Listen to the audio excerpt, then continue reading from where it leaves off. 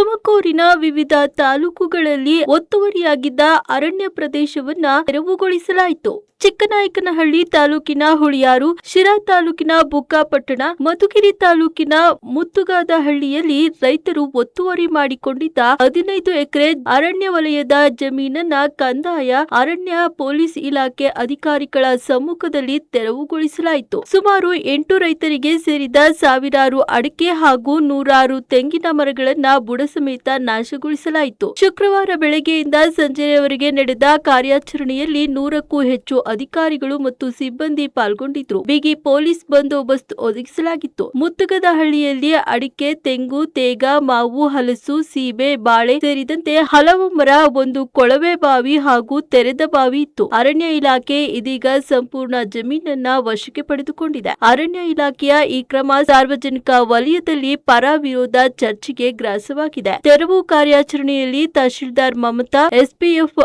Bharat D, DySP Umesh, CPI Janardhan ಭಾಗಿಯಾಗಿದ್ರು.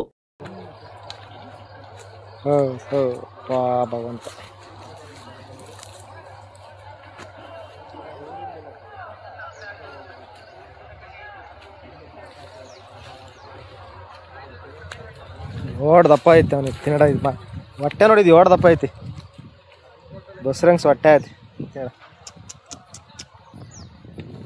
ಬಸ್ರಂಗ್ಸ್ ಹೊಟ್ಟೆ ಆಯ್ತದ. ಎಂಥ ಮರ